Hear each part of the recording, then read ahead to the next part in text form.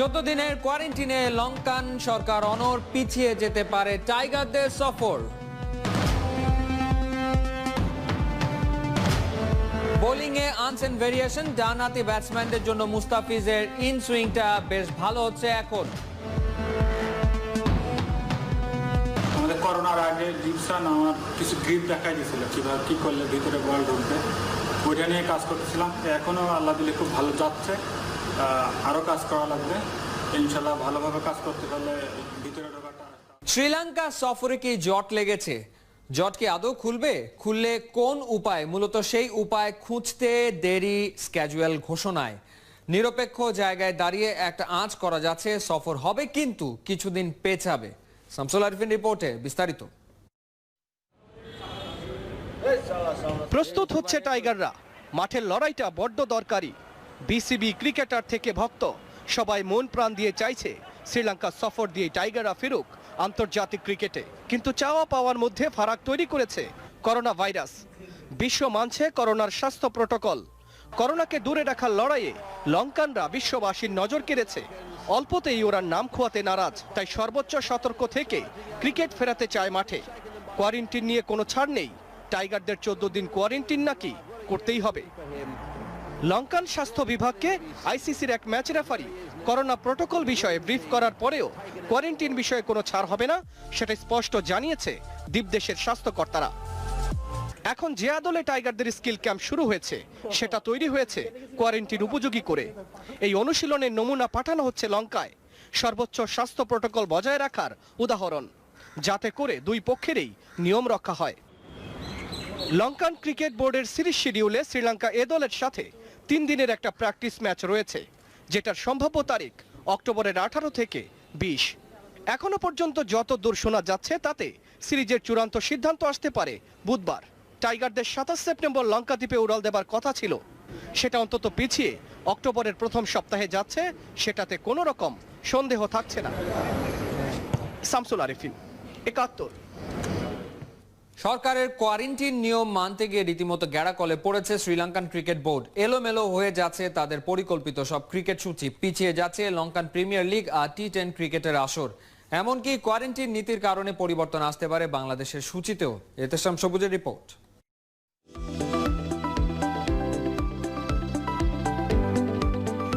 লঙ্কান আকাশে উকি দেয়া সূর্যটা আশার রশ্মি ছড়িয়েছিল বাংলার ক্রিকেটে। প্রায় 8 মাস পর এই লঙ্কা সফর দিয়ে ক্রিকেটে ফেরার কথা টাইগারদের, কিন্তু দুদেশের কোয়ারেন্টিন জটিলতায় সিরিজটাই বোল্ড আউটের শঙ্কায়। আরো বড় আশঙ্কায় লঙ্কান ক্রিকেট বোর্ড। দেশটার সরকারের সঙ্গে আলোচনায় পেরে উঠছে না লঙ্কান বোর্ড। 14 দিনের কোয়ারেন্টিনের নিয়ম থেকে এক চুলো নড়ছে না লঙ্কান সরকার। তাই বাংলাদেশ সিরিজ তো বটেই, উল্টে পাল্টে যাচ্ছে তাদের প্রিমিয়ার লিগটাও। অনেকগুলো ক্রিকেট সূচি একসাথে মিলে যাওয়াতে বড় দ্বিধায় আছে দেশটার সরকার আর ক্রিকেট বোর্ড। বর্তমানে আইপিএল চলছে, শেষ হবে 10 নভেম্বর। তার 4 দিন পরই পাকিস্তান সুপার লিগের বাকি খেলা আর লঙ্কান প্রিমিয়ার লিগ চালুর কথা। সেই হিসেবে আইপিএল আর পিএসএল শেষ করে 18 নভেম্বর থেকে ক্রিকেটাররা 14 দিনের কোয়ারেন্টিনে থাকলে লঙ্কান প্রিমিয়ার লিগের শেষ সপ্তাহ ছাড়া আর কিছুই পাবে না। তাই ওই সময় লঙ্কান প্রিমিয়ার লিগ আর দুবাইতে হতে যাওয়া টি10 আসর পিছিয়ে যাচ্ছে আসছে জানুয়ারিতে।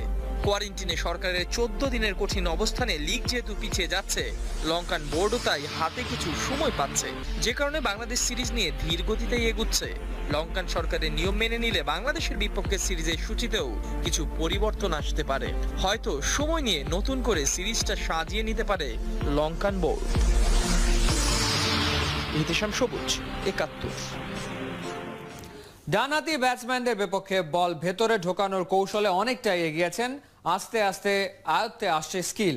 মুস্তাফিজ নিজেই গণমাধ্যমকে জানিয়েছেন, পেস বোলিং কোচ ওটিস গিবসনের টিপস মানার পাশাপাশি বিশেষ কিছু ভিডিও ফুটেজই আপাতত মুস্তাফিজকে সাহায্য করছে। দেবচৌধুরী রিপোর্ট। মুস্তাফিজের কাটারের ধার কমেছে সেও অনেক দিন। বোলিংয়ের পুরনো অস্ত্রগুলোতে এখন আর প্রতিপক্ষ হুড়মুড় করে লুটিয়ে পড়ে না। দরকার নতুন স্কিল, বোলিংয়ে চাই বিশেষ কিছু। সেই ধারণা থেকেই ডানহাতি ব্যাটসম্যানদের বিপক্ষে বল ভেতরে নেয়ার স্কিল রপ্ত করার জন্য মুস্তাফিজকে তাগিদ দিয়েছিলেন হেড কোচ রাসেল ডমিঙ্গো। ঝালাইয়ের কাজটা করছেন ওটিস গিবসন, কিন্তু করে দেখাতে হবে মুস্তাফিজকেই। ইনসুইংয়ের কৌশল রপ্ত না হলে টেস্ট খেলতে পারবেন না মুস্তা। আগেই বলেছিলেন রাসেল ডমিঙ্গো, যদিও শ্রীলঙ্কা সফরের দলে মূল পেসার হিসেবেই থাকবেন দ্য ফিজ।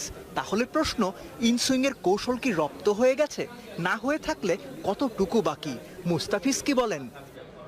আমাদের করোনার আগে জিপসান আমার কিছু গ্রিপ দেখাই দিয়েছিল, কীভাবে কী করলে ভিতরে বল ঢুকবে, ওইটা নিয়ে কাজ করতেছিলাম। এখনও আল্লাহ দিলে খুব ভালো যাচ্ছে, আরও কাজ করা লাগবে।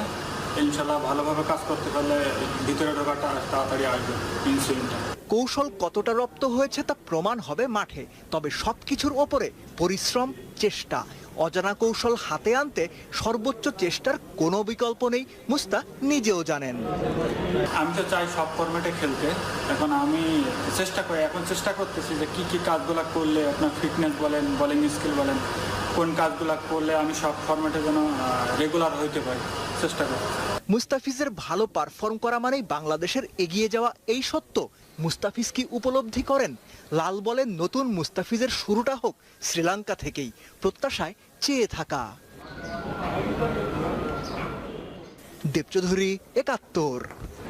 একটা জিম করতে কত টাকা লাগে? একটা ফুটবল ফেডারেশনের পক্ষে কি সম্ভব না ওই টাকা জোগাড় করা? অথচ গত এক যুগেও সেই অর্থ জোগাড় করতে পারেনি বাংলাদেশ ফুটবল ফেডারেশন। এমনকি দেশের ক্রীড়াঙ্গনের অভিভাবক সংস্থা জাতীয় ক্রীড়া পরিষদকেও অনুরোধ করেনি একটা জিম বানিয়ে দিতে। ফুটবলের প্রতি কর্তারা আসলে কতটুকু আন্তরিক? পল্লন্দি রিপোর্ট। জিমটা করা is a very easy thing. আপনি যদি আজকে আমাকে টাকা দেন, আমি কালকে জিম বসিয়ে দিব, বাট টাকাটা আমি পাবো কই? Neither the government gives me the money, neither FIFA gives me the money, neither anybody আমাকে টাকাটা দেয়। 2008 থেকে 2020 12 বছর ধরে বাফুফে সভাপতি কাজী সালাউদ্দিন, অথচ তিনি কিনা টাকার অভাবে ফুটবলারদের জন্য আজ পর্যন্ত একটা জিম বানিয়ে দিতে পারেননি। একটা জিম বানানোর খরচা কত? উত্তরটা জানতে জিম ইকুইপমেন্টের বড় প্রতিষ্ঠান বডি অ্যান্ড স্পোর্টসে ৭১ টিভি। বাংলাদেশ ক্রিকেট বোর্ডের জিমের সব উপকরণ এই প্রতিষ্ঠানই সরবরাহ করে থাকেন। কাজ করছে বিকেএসপির সাথেও। কোয়ালিটি তো শেষ নেই। আপনি যদি 50 লাখেরও যদি একটা বাজেট রাখেন, তাহলে একটা ভালো স্ট্যান্ডার্ড একটা ইন্টারন্যাশনাল মানের একটা জিম করা সম্ভব। সেক্ষেত্রে ফুটবলাররা কিন্তু অনেক 22 জন, 25 জন, 30 জন মিলেও কিন্তু জিম করতে পারে অ্যাজ লাইক ক্রিকেটার্স। তো সেক্ষেত্রে 50 লাখের মধ্যে কি বাজেট করলে কি একটা সুন্দর আধুনিক জিম হতে পারে? হ্যাঁ, 50 লাখের একটা মিনিমাম বাজেট, যে 50 লাখ হলে একটা সুন্দর জিম করতে হবে, যেখানে আপনি 50 জন মেম্বার ইউজ করতে পারবে। বোঝা গেল 1,50,000 টাকা হলেই আধুনিক জিম হাতের মুঠোয়। এই টাকার যোগান হয়নি বলেই গত এক যুগে জিম বসাতে পারেনি বাফুফে। যদিও 2016 থেকে 2020 পর্যন্ত শুধু ফিফা এফসির অনুদান থেকেই বাফুফের অ্যাকাউন্টে গেছে 50 কোটিরও বেশি টাকা। স্পন্সর সহ নানা খাত থেকে বাফুফেতে এসেছে আরো অনেক অর্থ। ফেডারেশন সভাপতি কাজী সালাউদ্দিনের 3 টার্মে ফুটবল উন্নয়নে নানা কাজে প্রতি বছর ব্যয় করা হয়েছে কোটি কোটি টাকা, অথচ তারপরও একটা জিমের টাকার যোগান হয়নি। আবার ওই জিম দেখবেন যে ওই ফুটবল খেলোয়াড়দের জন্য যে জিম, সেটা বাফুফে পারেনি ক্রীড়া পরিষদকেও জিম বানিয়ে দিতে অনুরোধ করেনি। আমার মনে হচ্ছে যে এই জাতীয় বোধহয় প্রস্তাবনা আমরা এখনো পাইনি। প্রস্তাব যদি না পাওয়া যায়, তখন তো আমরা মনে করি যে হ্যাঁ, এটা বাফুফের বা এটার দরকার নেই। 2020 বাফুফে নির্বাচনের ইশতেহারে এবারও জিম স্থাপনের প্রতিশ্রুতি দিয়েছেন চতুর্থবারের মতো সভাপতি পদের প্রার্থী কাজী সালাউদ্দিন। তাই দেখে আবারও আশায় বুক বেঁধেছেন দেশের ফুটবলাররা। যদি নির্বাচনে জেতেন, আর নিশ্চয়ই ফুটবলারদের হতাশ করবেন না সালাউদ্দিন। উপাল নন্দী, ৭১, ঢাকা। 14 দিনের কোয়ারেন্টিনে লঙ্কান সরকার অনর পিছিয়ে যেতে পারে টাইগারদের সফর। বোলিংয়ে আনসেন ভেরিয়েশন, ডানহাতি ব্যাটসম্যানদের জন্য মুস্তাফিজের ইন সুইংটা বেশ ভালো হচ্ছে এখন। আমাদের করোনার আগে জিপসান আমার কিছু গ্রিপ দেখাই দিয়েছিল, কীভাবে কী করলে ভিতরে বল ঢুকবে, ওইটা নিয়ে কাজ করতেছিলাম। এখনও আল্লাহ দিলে খুব ভালো যাচ্ছে, আরও কাজ করা লাগবে। ইনশাল্লাহ ভালোভাবে কাজ করতে পারলে ভিতরে ঢোকাটা